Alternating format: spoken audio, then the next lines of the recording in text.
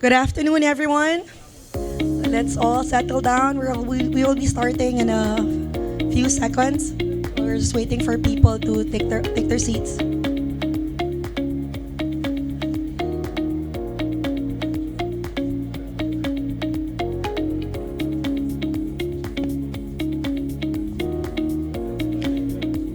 I think everyone has taken their seats. So good afternoon, everyone. It is my pleasure to once again welcome all of you to Colliers Q4 2023 Philippine Property Market Briefing. I am your host and moderator, Maricris Sarino Hoson, Colliers Director and Head of Office Services, Landlord Representation. I know everyone's excited to welcome the Year of the Dragon this Friday. I myself can't wait to see what this auspicious sign has in store for us. But before we do any forecasting and fortune telling, we will look at the performance of the real estate sector, particularly office, residential, hotel, and industrial for the last quarter of 2023, and see if there are any, signs indicating a prosperous 2024. So first, let's acknowledge our partners who made this event possible. The ABS-CBN News Channel, Inquirer Property to Philippine Daily Inquirer, Business World, Business Mirror, Makati Business Club, and the British Chamber of Commerce of the Philippines. I would also like to welcome our almost 1,000 attendees on Zoom who are tuning in today. Please do take part in our discussion later by sending in your questions through the Q&A box. At the end of this session, we would also like to invite you to stay a bit longer for a networking opportunity. Our team will be here to answer any questions you might have about the market or about our services. We have also just released our Q4 report, so please do not forget to download copies of this report via the QR code scattered in the venue. For Zoom attendees, the links will be sent through the Zoom chat box.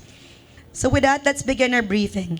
The Philippines finished 2023 strong with a full-year GDP growth of 5.6%, outpacing major Asian economies including China, Vietnam, and Malaysia. According to the Finance Department, our strong GDP number is a largely result of domestic spending and investments, particularly in public infrastructure. It is also worth noting that faster private consumption in Q4 2023 was driven by restaurants, hotels, and transport, indicating that Filipinos either go out more and spend money more on non-essential activities like travel and leisure. Speaking of more money to spend, this is good news to job seekers looking to build their career in the IT BPM sector. According to IBPAP, the IT BPM industry is projecting a 7% revenue growth in 2024 as Philippines continue to become a preferred outsourcing hub. This bodes well not just the job market, but also to the office market. Growth drivers in the IT BPM, according to IBPAP, will continue to be healthcare, banking, finance, and the traditional contact center. Also, in our last market briefing, we reported there was a steady increase in office transactions in Metro Manila in the first quarters of 2023. Provincial IT BPM players to continue to take up space in the countryside. In the residential sector, we also reported recovery in the condo leasing market while we observed the launch of more leisure-oriented projects outside Metro Manila.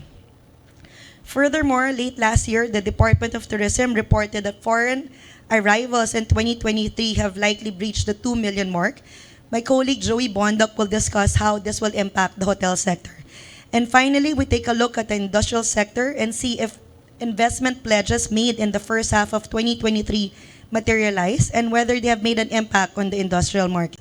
So now that we are on full recovery mode, will there be headwinds this year? Will they have any impact on investors and buyers' appetite for real estate? Will the Year of the Dragon live up to its name and bring good luck and prosperity to the sector? And speaking of luck, are we seeing a POGO comeback? We will try to answer these and your questions in today's briefing. Because our Colliers experts are here, Richard Raimundo, Tim Teodoro, Paul Ramirez, Domandaya. Kevin, of course, would like to welcome our rejoiner, Julius Guevara, as Head of Capital Markets. Since welcome to Colliers again, Julius, the first question is for you.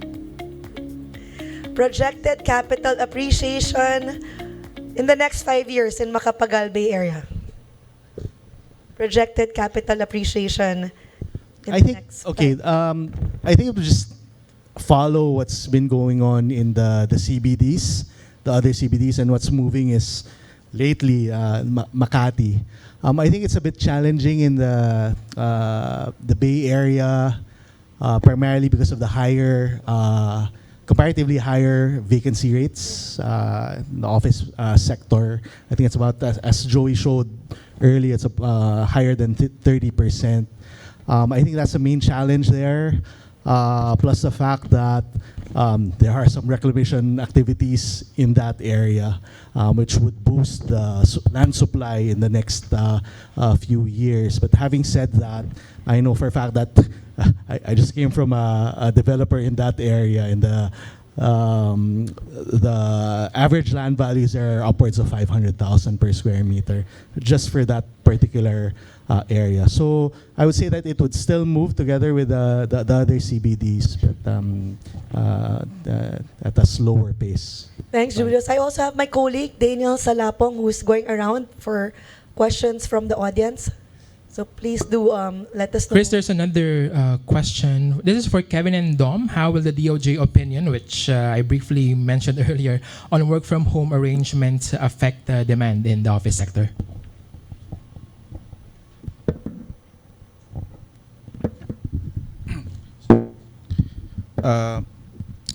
So the more important piece here is actually, of course, the DOJ is entitled to that opinion, and it's very clear if you look at the law that incentivized activities should be on site. But there is ongoing discussion on that topic via the Create More amendments. And as I mentioned earlier, what is important for us is to firm up those ongoing discussions, firm up those pending regulations. Because what's really affecting the office market is not the regulation itself, it's more of the uncertainty revolving around pending regulation and discussions. So right now, it's maybe causing pauses on additional investment in office space, waiting and seeing what the government will do. So that's why the advocacy here is to firm up those amendments. Thanks, Kevin. Danes? Yeah, we have a question right here. Please go ahead. Hi, I'm Miss Dora of Ganda Negosyo. My question is for anyone can answer. Based on the presentation a while ago, ano po yung target market nyo for 2024 doon po sa mga space na wala pa pong nagre-rent? So, bukod po sa BPO or yung nakikita nyong uso na business for 2024 na client nyo po sa Colliers. Thank you.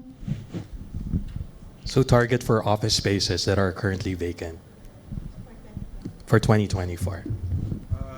So according to our market data, it's the traditional or the non-BPOs that are driving current office space demand. And partly because every company, every office user may have the same aspiration in upgrading their space, taking advantage of the market conditions which are tenant-leaning, to go for a flight to quality or flight to value strategy. So meaning, if you're a typical company, you're paying this much rent, for example, in Makati, you may be able to upgrade your situation in terms of building quality, location maybe, in a lower tier, a lower cost district, like for example, Ortigas. So a new building in Ortigas might be a suitable flight to value relocation option for you. And that is not limited to BPOs. Any company can actually execute that strategy. What we advocate is actually for tenants to review the real estate early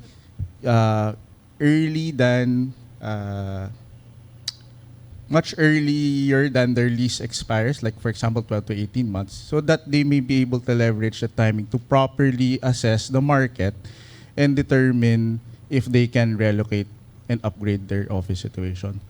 So I'm not sure if I answered your question directly, but what we're seeing is a general trend of flight to quality, flight to green moves by any company, regardless of industry, that everybody can execute.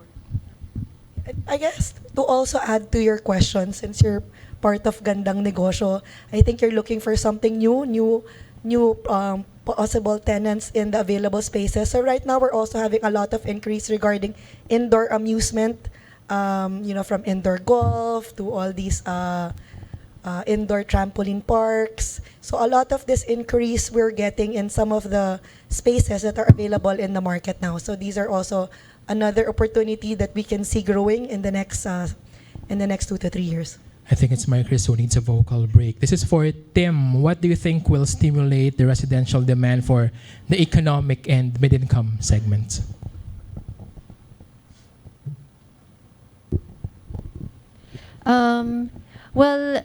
Anything that addresses the affordability issues for that particular market would stimulate demand. I mean, developers are already doing this. Of course, they're offering discounts, extended payment terms, and also promotions and incentives to buy early, like at the point of when they have launch and everything. So aside from this, the market for the economic to mid-income, that's actually coming from locally and also outside, meaning the OFW markets. So for developers, it's also critical that you have good marketing reach to be able to market your development outside, to be able to tap the OFW markets, because we've seen developers who are able to launch multiple buildings and sell them out real fast because of their good international marketing. Thanks, Tim. Danes? I have one question here from the audience, sir. Yes, good afternoon, everybody. Anyone can answer. I am Edgar Coronel Lincodo in the real estate sector for almost 20 years. There are two interconnecting issues at this very moment. First is that we have the People's Initiative movement. Just recently, or 1 week or 2 weeks ago, the separation or the secessionist movement from Mindanao to the Philippines. I am from Mindanao, but most of my whereabouts is here in Metro Manila. Now, what does these issues affect to the economic activity, especially to the foreign investors or our local investors itself? That's all. Thank you. Joey? Or Julius? Okay. Roughly, you're talking about the People's Initiative. One of the economic amendments that they want is the ownership of land, foreign ownership of land. My view is that's not the only factor for the sector, the real estate sector, to go up. There's a lot of items to fix. If you open it up for sale for foreigners, will it just increase the sales of real estate in the Philippines? Not necessarily. There are still issues. There's issues on high cost of power. That's very big. There's the issue of the cost of materials now. It's very expensive. Issues on red tape and procedures. There's a lot of hurdles to get through in a development. So it's not just foreign ownership. It is important, but not the only ingredient that will push real estate, at least for our sector, our segment, our property sector. That's my take on this current issue of PI. Thanks, Richard. Good afternoon. For someone who's been a keen observer of the industry and have been attending your briefings over the years. Let me first congratulate Colliers for this presentation. The breadth and depth of the insights provided is a lot superior to what it has been in the past. So congratulations to Thank you. Colliers. In terms of breadth, actually, you have now covered a lot more and provided a lot more information on all the sectors and sub markets of the industry. And in terms of depth, there's also a lot more analytical parameters that have been provided, and I hope that continues. For example, we talk about occupancy rates affecting rent levels and capital values. I'd like to see, maybe you don't have to answer it right now, but soon, an analysis of the long-term occupancy average rates and how it affects rent levels versus inflation. For example, I don't think it's enough to just say that rent levels are increasing if they are increasing at a rate less than inflation, right?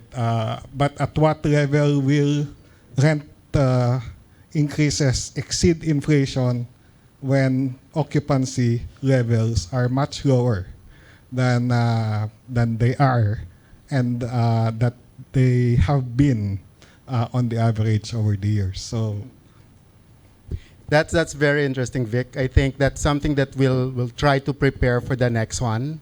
Of course, you saw that the slides wherein your rental has been very sluggish, and then you saw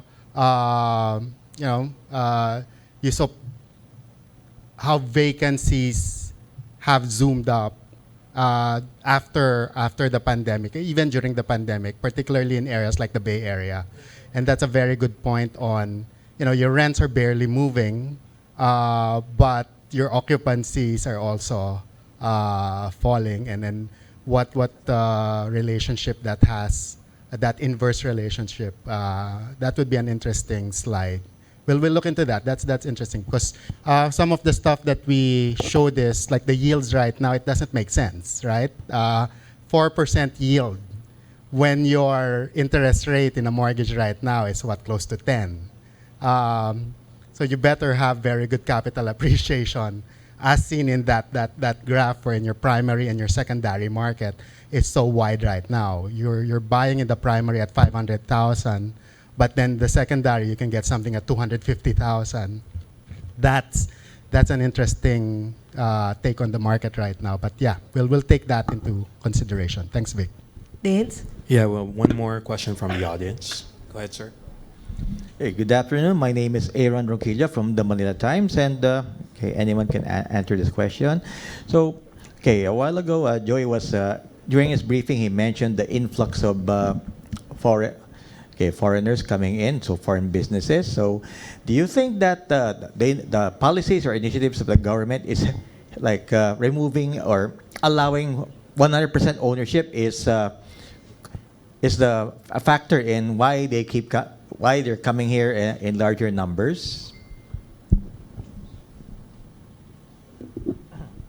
I think, as I've said, yes, probably for industrial, that's an interesting factor. But again, opening it up, is that the only factor? No, particularly in manufacturing. I think Joey also mentioned the high cost of power in manufacturing. Our labor costs is going up also for the BPO segment. That's something, right? But it's just one factor. It could help, but again, we have to look at the other factors. We were talking to the BPOs, and they're saying, what do they need now? An ease or a one-stop shop where they can easily do all of the procedures of registration. that is a hurdle. If we can fix that, then that will help the industry. Clarity on the work from home. That is a very important factor that needs to be addressed soon, because it's now open to different interpretation. So there are other factors that we should be looking at aside from 100% foreign ownership.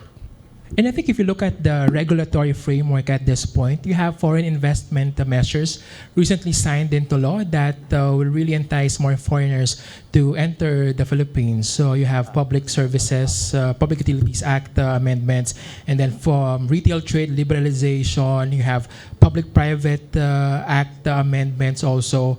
And we believe that this should entice more foreigners to take a look at the Philippines to be on their investment radar and eventually invest here in the Philippines, and this should benefit the property market. Okay, thank you very much. Dates? Thank you. Any other questions from the audience? You have one here. Go ahead. Do we see more office demand going into vacated spaces, or do they prefer going into managed facilities? And also to add, is it still a worthwhile activity for landlords to fit out at least office spaces? Thank you. Kev?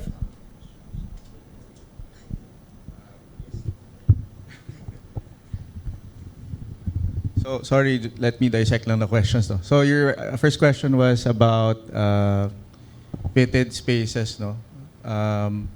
So there's demand in those kinds of spaces, definitely, especially if the quality of the previously tenanted assets are superb, maganda pa, and very usable. And we actually see those kinds of spaces in districts such as BGC that were built, very good fit out, then the pandemic hit. And then they did not use it. So some companies that were doing a real estate move in BGC were able to capitalize on those fitted spaces. So there is demand, and it's a case-to-case basis. As a landlord, we advise that you properly assess the tenants that are living, their improvements, and actively determine if these can still be marketed to another tenant. And then I think the next question was investing into tenant fit-out improvements. Yes, definitely that is can be an option. And the important thing is that there is an option like that, because that is not, to be honest, it's not a common practice yet, even as we are out of the pandemic. That provides some flexibility for the tenant to enter into your building by participating in their investment. So you're kind of helping them occupy your building, and you can definitely price that in the lease. What's important right now for landlords is to refill their occupancy, and that is definitely one way to do that. Yeah, just to add on to Kevin, so based on the experience as well, having a fitted space in the office, it serves as a show floor. So when you have oculars, you're able to, present your building well and how an office space will look like. And also, I think having that flexibility, as what Kevin said, most of the tenants right now, as if the landlord has the ability to do rentalized capex, if we can actually do the actual fit out, if you do tenant improvement allowance, so all these things with a tenant leaning market of 2.7 million square meter, landlords really needs to be creative in how to secure all these inquiries in their building. Thank you, Kevin and Marie Chris. I have a question from the Monterrazas group. Slater has a question. Yeah, we touched on this earlier when we were talking at the kanina. Kanina, inexplained dito na the luxury market is actually doing better.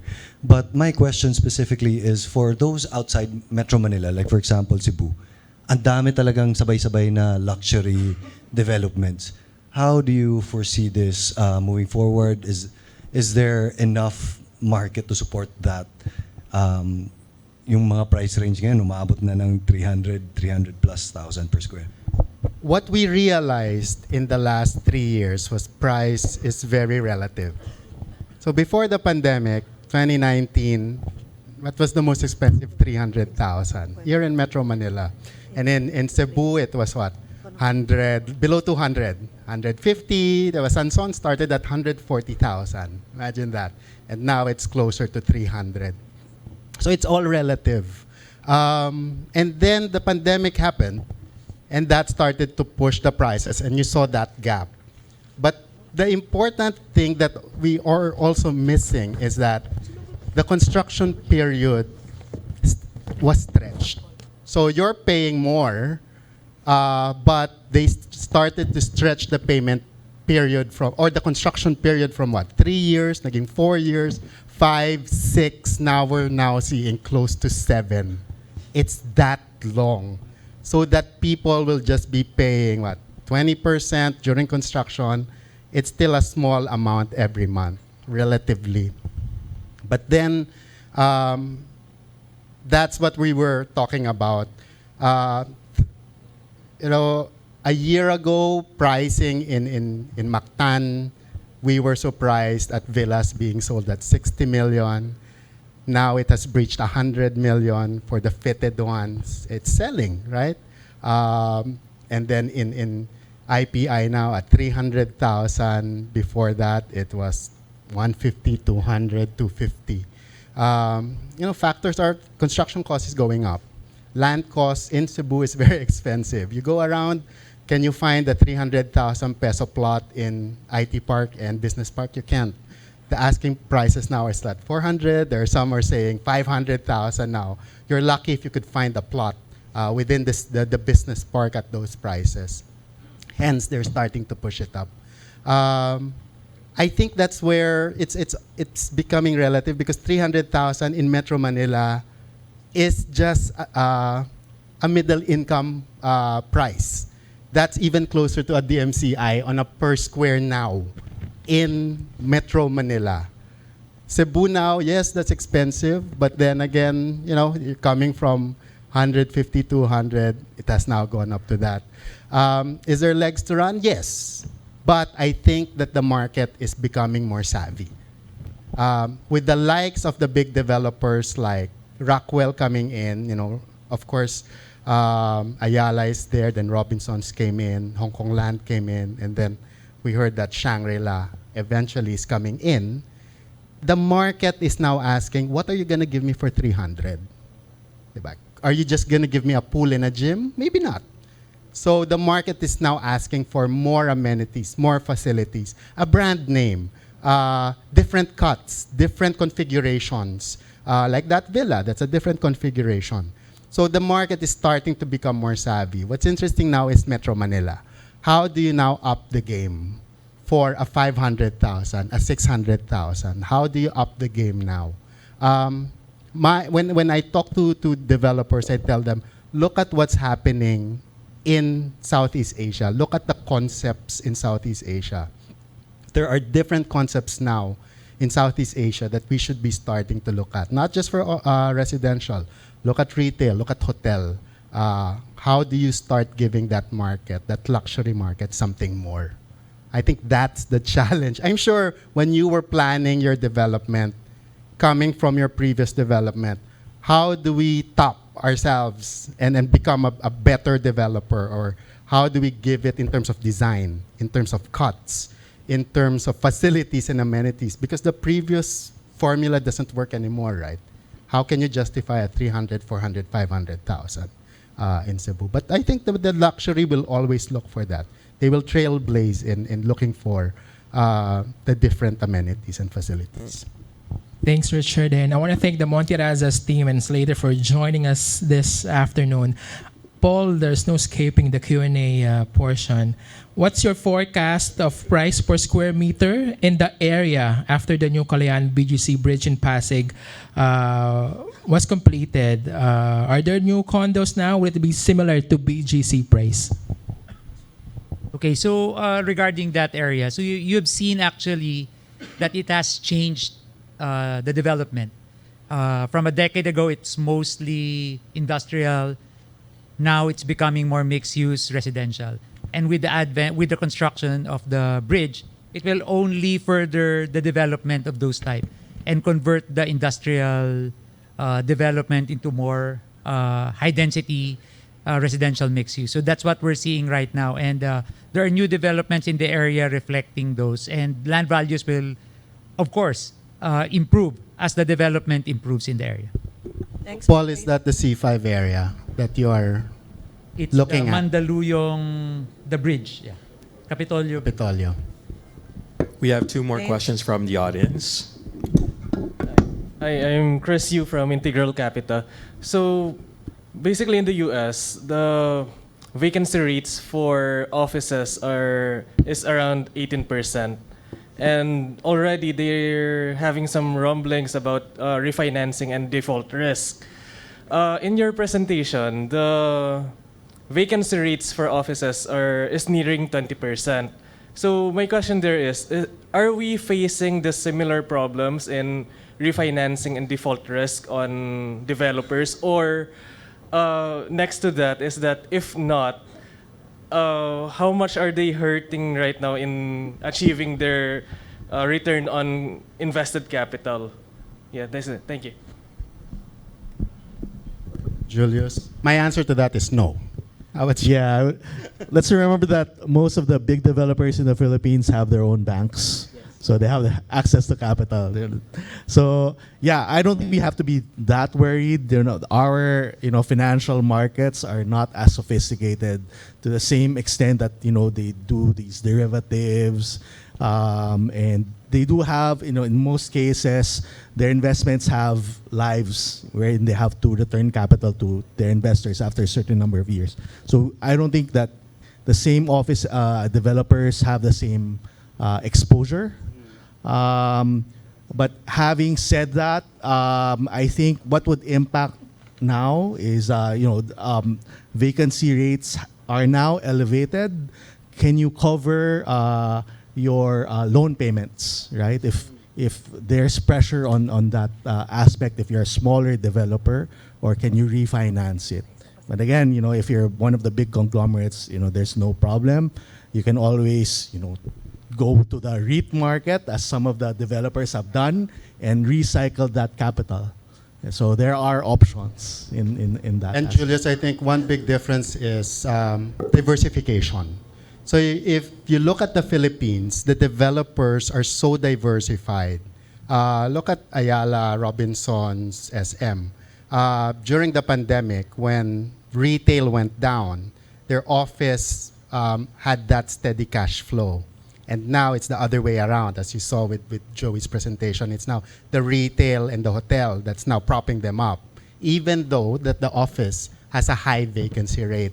So they were so diversified that there are segments in the market that floated that kept them afloat. Another big difference is in the Philippines, most of your supply is controlled by 5 developers. The US is composed of a lot of smaller developers and funds who are probably more leveraged. This one is, look at SM, their capex for this year is 100 billion.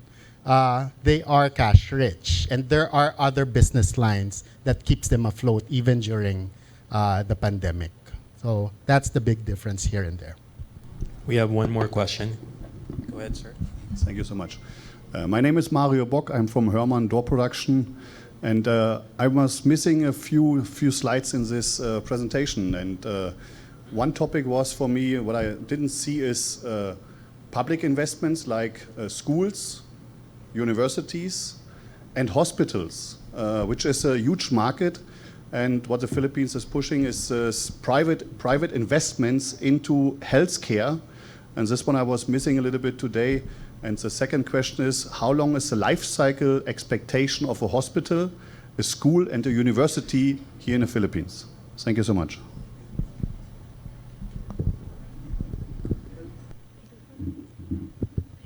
I think that's a very specialized sector of the real estate market. For you to have an understanding, I think you need to hire Tim Chodoro here from our consultancy. But Tim? No, honestly, I don't have any visibility on the life cycle of a hospital and or a university. No, but of course, there's been universities here for at least 50 years, centuries, like UST, ganyan. So I apologize. I can't really answer your question.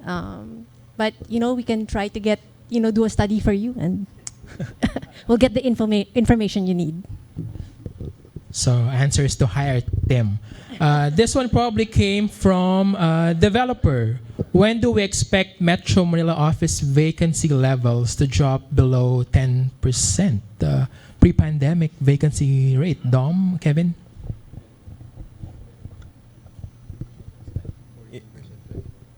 Hello. Yeah, we showed the slide earlier. We tried our best to simulate what happened after the global financial crisis. And then we tried also to how we can impute the influence of the POGO demand, because that was one time off during the 3-year expansion period. Although there are POGO transactions again, it was about 70,000 square meters last year. But we don't expect it to expand to, say, 1.5 million in a 3-year period. So based on that simulation, we got to 14%, from 19 to 14%, including the annual supply of about 400,000 square meters. Then we get to about 14% in 5 years. In 5 years. Yeah, so because the projected net take-up is just equivalent to the additional supply. Now that's the overall view, the average view of the Metro Manila office market. Now, are there developers that are doing better than market? Yes, the answer is yes. Are there sub-markets that are doing better than market? The answer again is yes. So for these sub-markets and developers, like in particular, Makati CBD is now at 9.7%. Now, if you have a requirement of at least maybe 7,000 square meters right now, you cannot find anything contiguous right now in Makati CBD. You have to go to the fringe or another CBD, which is Fort Bonifacio or even Ortigas. Then that gives signals to the other developers who are doing better to start building again. So the straight answer is it's gonna be more than 5 years before we reach a single-digit Metro Manila vacancy. Thanks, Dom. Dates? Hello, good afternoon. I'm Blaise Morales from PNB Holdings Corporation. My question is about the retail sector. So there's, I think Mr. Bondok mentioned about connectivity. Would you have any information about occupancy levels of transit-oriented retail, like for example, One Ayala versus traditional retail? Because I suspect it's higher for with the new bus transit like PATX, One Ayala. Would that be something that you have? Well, we did not cover retail, unfortunately, for this quarter. But anecdotally, what we've been seeing is that some previous retailers of malls in Makati, say Glorieta or SM Makati, I was surprised when I checked one of my favorite clothing shops. It's already closed in SM, in Glorieta, but they transferred to One Ayala. So I think what developers are doing now, that they're trying to entice these retailers to locate within these malls, within these retailers, transit-oriented mall spaces. And I won't be surprised if we see very high occupancies for these transit-oriented retails. We're projecting, again, increase in retail rents for Metro Manila in 2024. But what is notable also is that there will be substantial completion, about 500,000 square meters of new retail space in 2024. So definitely, if you are a transit-oriented transit-oriented retail, you have an advantage because of consumer traffic. You're inviting, you're receiving a lot of foot traffic, consumers. So definitely it will be viable. It will be an option for retailers to transfer from these standalone malls to a transit-oriented retail. And all these infrastructure projects, airports that we will see being completed over the next 3 to 5 years, definitely construction of transit-oriented retail spaces and malls will be the trend.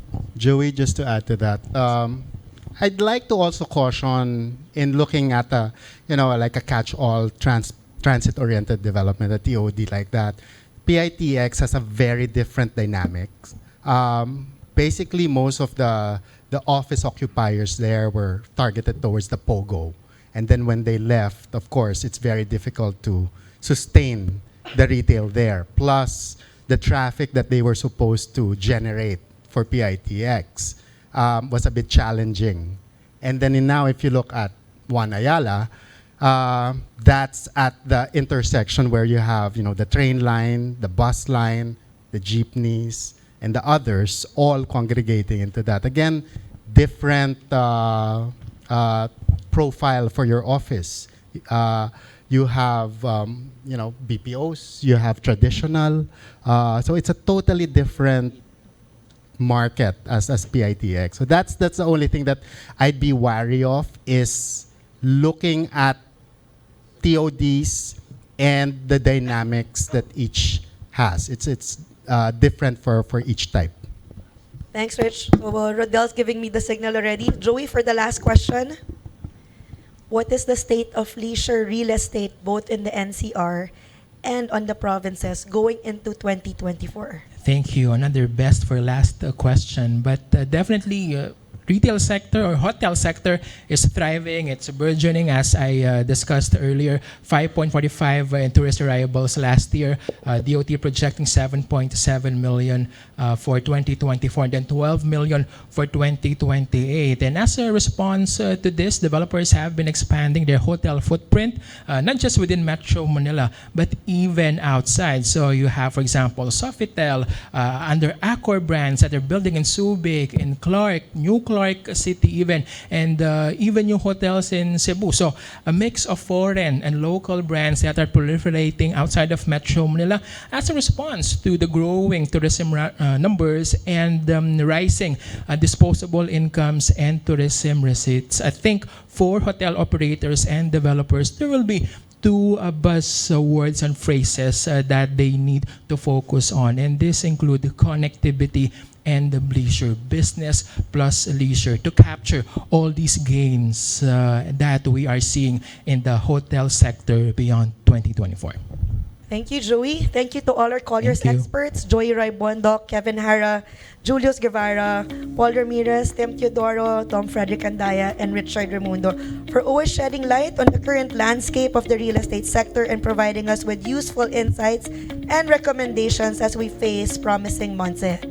We would like to once again thank our event partners, the ABS-CBN News Channel, Inquirer Property through Philippine Daily Inquirer, Business World, Business Mirror, and the Makati Business Club. And to officially close our program, let's hear our final remarks from our Managing Director, Mr. Richard Raimundo. Okay, I'd like to thank everyone for a jam-packed session that we have today. So we're back to really doing the face-to-face sessions. Just a quick recap of what's happening in the market. 2 years ago, the sectors which are at the bottom, basically retail and hotel, have now gone on top. These are now the sectors that are moving fast. And the ones which were a bit on the higher end during the pandemic are basically just in the middle. So that's how fast the market has turned. So 2 things to watch out for in the next 12 months. If I can summarize all the slides, supply and transaction.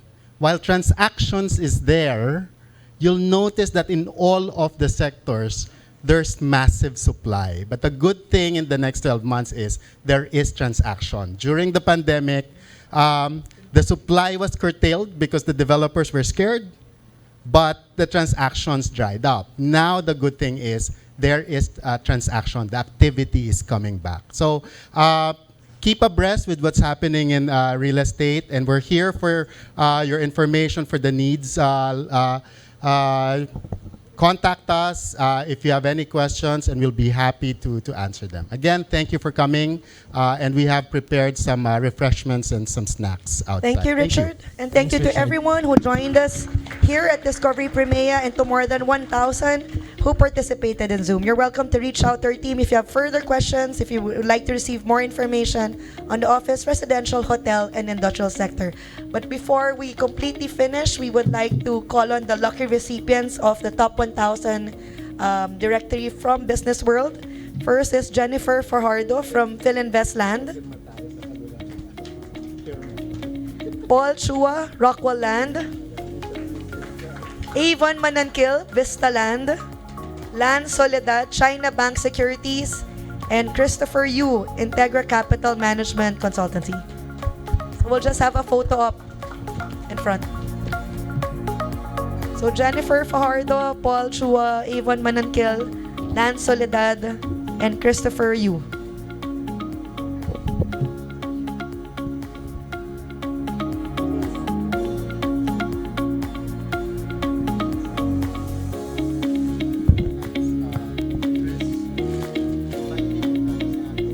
Yes, we're inviting you to. We have some snacks outside, so please feel free to dig in if you're hungry already.